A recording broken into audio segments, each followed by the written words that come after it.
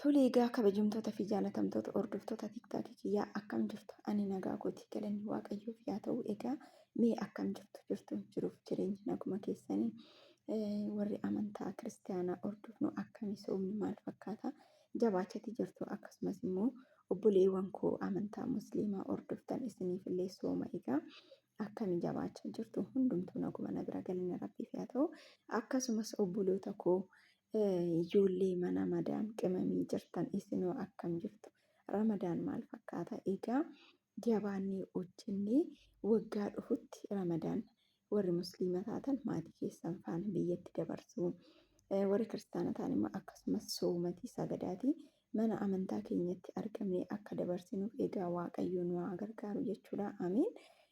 Kan biraa immoo hojii mana madaamii kana xumurree ofirraa buusnee egaa gara biyya keenyatti gallee waaqayyo nu gaggeessee nu milkeessee nagaa nuuf kennee fayyaa nuuf kennee nagaan akka biyya keenyatti nu galchuuf egaa abdii koo yeroo hundumaati egaa gaarii yaaduun gaariitti dhufuudha. Kanaaf iyyuu harka wal qabannee jabaannee yaa hojjennu obbolee tokko jabaadhaa. Waaqayyo isin haa gargaaru isiniin jechuun barbaada. Waa'ee viidiyoo waa'ee keenyaa ittan deebi'a. Har'a garuu viidiyoon hojjechuu barbaade viidiyoo galataati jechuudha. Kunis immoo akkuma samoona tiktookii kiyya hordofaa turtan egaa fuula tiktookii kiyyaa irratti obboleettii teenya Masarat Kabbadeetiif egaa qarshii walitti guuratii turre jechuudha. Qarshiin waaqayyo nu gargaaree gara miiliyoona 1,600 ol guuruu dandeenyee jirra jechuudha. Kanaafis immoo galata guddaa nurraa qabdu warri qarshii tokkorraa kaastanii 2-3 jettanii hanga yaadanirree qarshiidhanirree sheerii gochuudhaan taattaa koppii liinkii gochuudhaan warri nu faana turtan hundumti keessaniyyuu waaqayyo bara jireenyaa keessan isin haa eebbisu. Sooma kana keessa wanta gaarii hojjechuun gaariidha. Kanaafuu eebbifamaa isiniin jenna. Guddaa isin galateeffanna. Nama gargaaruudhaaf nama ta'uun qofti gahaadha. Kanaafiyyuu wanta qabdanirraa irristanii nuu kennitanii obboleettiin teenya tuni akka yaallamtuuf warri gootan hundumti keessaniyyuu waaqayyo bakka baastanitti egaa dachaa godheetu waaqayyo isin haa deebisu. Guddaa isin galateeffanna. Eebbifamaadha. Rabbi bara jireenyaa keessa hundumaa isin haa eebbisu jechuudha. Maaliif nama tokkotti qarshii miiliyoona 1,600 jechuun baay'ee ulfaachuu danda'a. Nama baay'eedhaaf gaafa ta'u garuu qarshii 100 takka jechuudha. Kanaaf iyyuu immoo egaa yeroo muraasa keessatti torbee tokko keessatti egaa chaalenjii lammaffaa kana xumurreetu jira. Waaqayyo nu gargaaree galanni waaqayyoof haa ta'u jechuudha. Gabaa keessa dhaabbachuudhaan fuula namaa dura dhaabbachuudhaan akkasumas warri sagantaa kanarratti hirmaattan hundumti keessaniyyuu waaqayyo bara jireenyaa keessan isin haa eebbisu. Kennaa keessan kanammoo kennaa abeel godhee waaqayyo isinirraa haa fudhatu. Akkasumas immoo dadhabbii keessan kana gaarummaa namaaf qabdan kanammoo waaqayyo dhalootatti isiniif haa dabarsu. Baay'ee isin galateeffanna. Galanni waaqayyoof haa ta'u.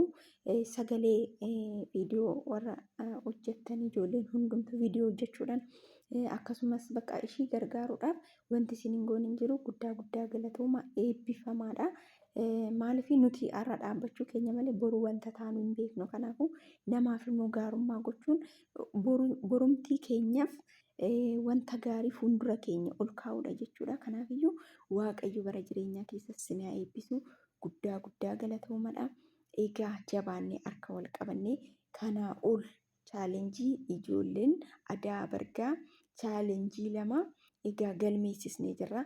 Waaqayyo immoo obboleewwan keenya kana nu maaree fayyaa isaanii duriitti deebisee kana caalaa gammachuu guddaa akka nuuf kennuuf yeroo hundumaa abdiin qaba. Harka wal qabannee tokko taanee qarshii 100 walitti fuunee kana caala namoota adda addaa akka gargaaruu dandeenyuuf namoota dhibamanii maatii isaan yaalchisuu hin dandeenye akka isaan gargaaruuf abdiin qaba jechuudha. Egaa waaqayyo nu haa gargaaru. Waaqayyo bara jireenyaa keenya nu haa dheeressu. Jiraachuu keenya kana nuti dhaloonni amma jiru kun bor ijoollee keenyaaf wanta gaarii gaarummaa akka dhaalchisnuuf waaqayyo nu haa gargaaru jechuudha. Chaalenjii lammaffaa kana waaqayyo nu milkeessee xumurree jirra. Egaa itti fufnaa ijoollee adaa bargaa hundi keenyayyuu walitti baanee egaa atileetota baay'eetu nu biraa ba'ee jira jechuudha.